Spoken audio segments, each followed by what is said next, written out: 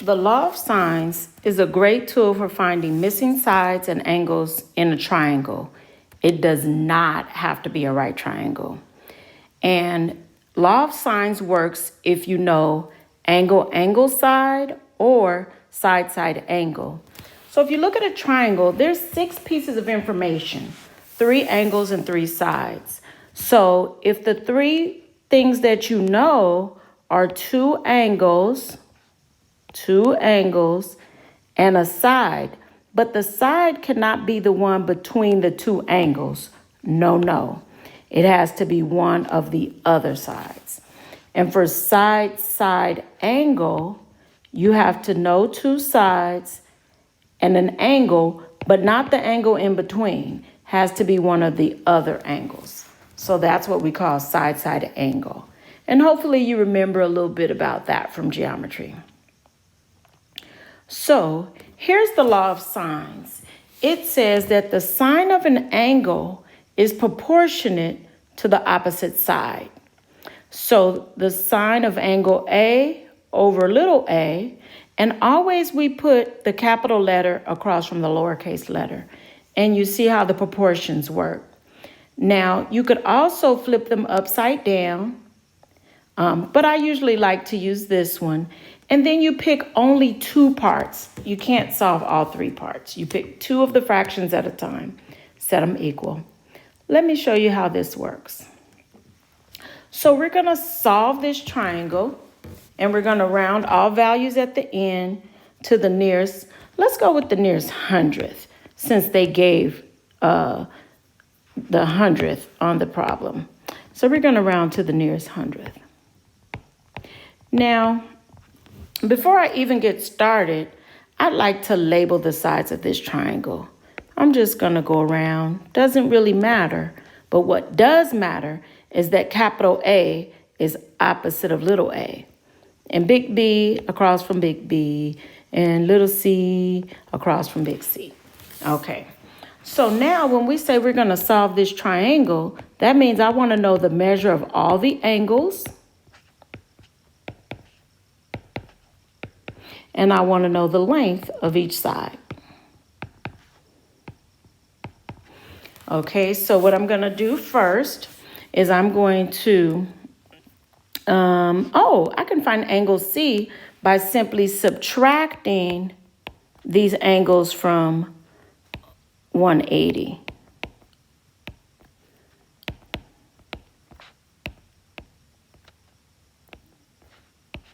So that gives me 87 for the missing angle. Ooh, clearly not drawn to scale. So that's 87 degrees. So I already have all the angles. That part is done. And good for us, we already know a side. So now the only things left to find are the lengths of side B and C. And we're going to use the law of sines. I'm going to start by looking for an opposite pair. So I know angle A and little a.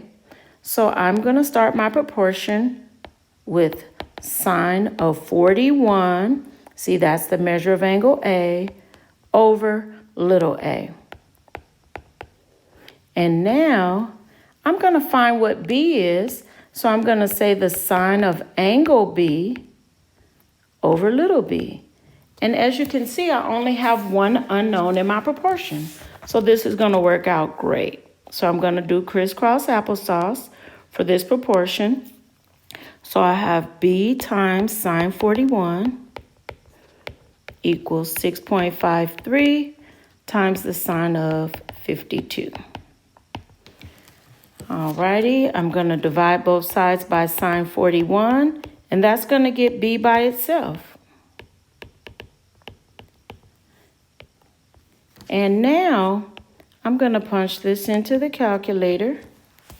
6.53 times the sine of 52. See what that equals, and then divide by sine 41.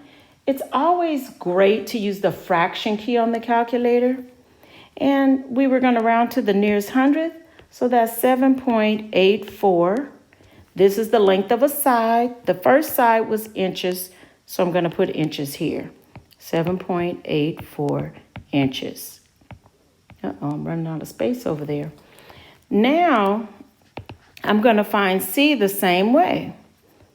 Opposite pair that I know is sine 41 over 6.53 equals the sine of big C, which is 87, over little c. And once again, crisscross applesauce.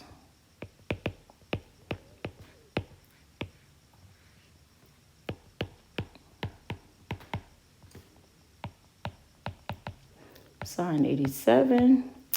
And I'm going to divide both sides by sine 41.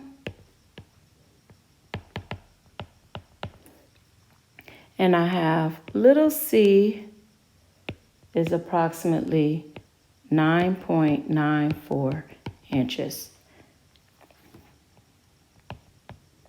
One thing that I always like to double check is that the triangle makes sense. So the smallest angle should be opposite of the shortest side. The largest angle should be across from the longest side, and the one in the middle should definitely be the one in the middle. So I have all three angles, all three sides, hence I have solved the triangle. Let's look at another example. In this case, I have side-side angle. Example 1, we knew 2 angles and a side. And so that's why we were able to use the law of sines. And in the next lesson, I'm going to teach you the law of cosines. So let's say you know all the sides, you'll be able to find all the angles. So we do have more tools. So I'm going to start off here by labeling my triangle. And I got the measure of angle A, B, and C. And all I know is angle C is 60. And then I need to find those. Little a, I know is 12 centimeters. B, and again, we're going to round to the nearest hundredth. Little b, I'm looking for that. That would be over here. This is little a, opposite of big A. Sounds like nicknames, huh? Big C and little c. So for little c, we have 30 centimeters. So here we go. I see already that we have our opposite pair, and we're going to be able to set up. Notice we can't quickly find an angle. So this one's going to be a little different. I'm going to start with the opposite pair that I know with the sine of the angle over the length of the side. And I'm just going to go with looking for A. Yeah, for sure. I got to find A because, see, I don't know anything about B. I don't know big B or little b. So I'm definitely going to have to go to A and say the sine of angle A over 12. Once again, I'm going to crisscross applesauce. I like to put my unknown portion on the left side of my equation. That's just a habit. Not necessary, though. And then we have that equals 12 times the sine of 60. All righty. And some students look at this triangle and say, oh, it's a 30, 60, 90. We can just use the proportions. Where's the 90? There's no right angle drawn here, so you cannot assume. Now I'm trying to get big A by itself, so I'm going to divide both sides by 30.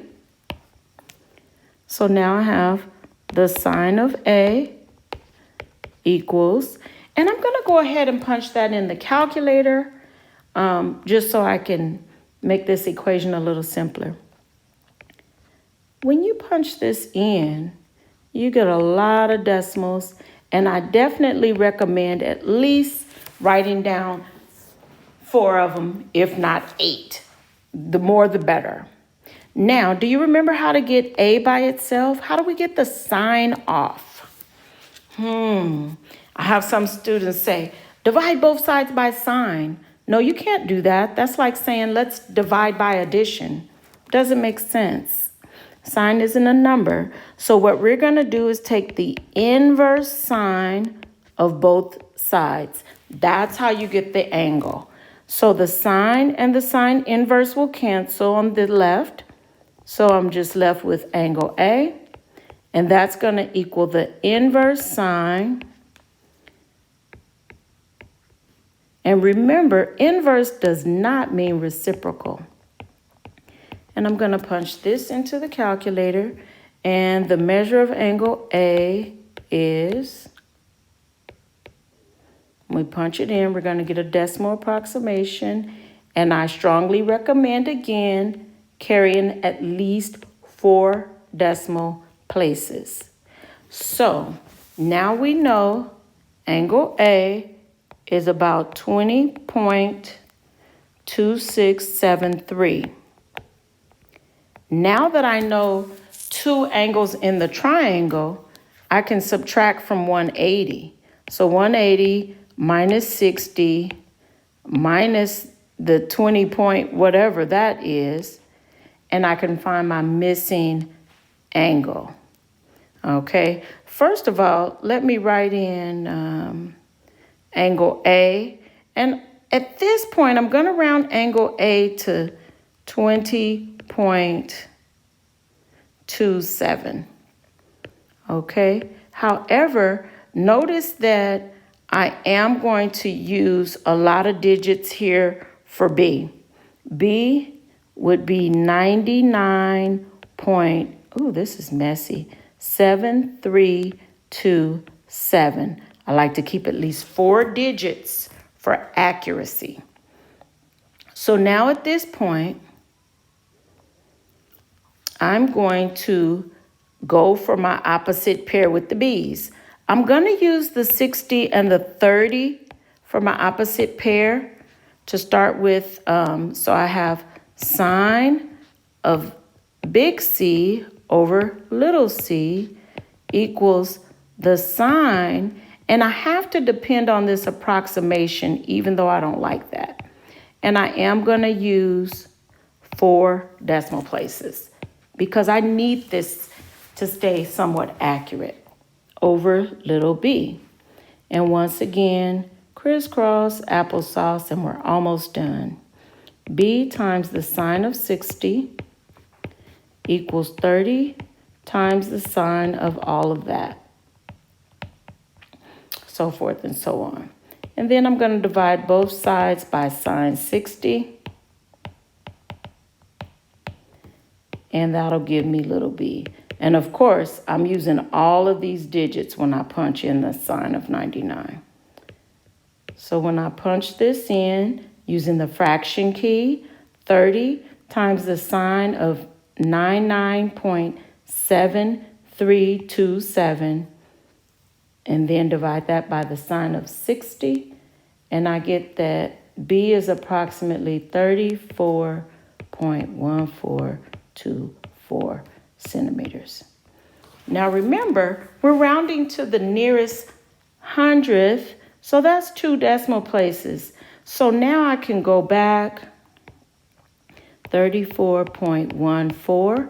The unit here should be centimeters. That's a length.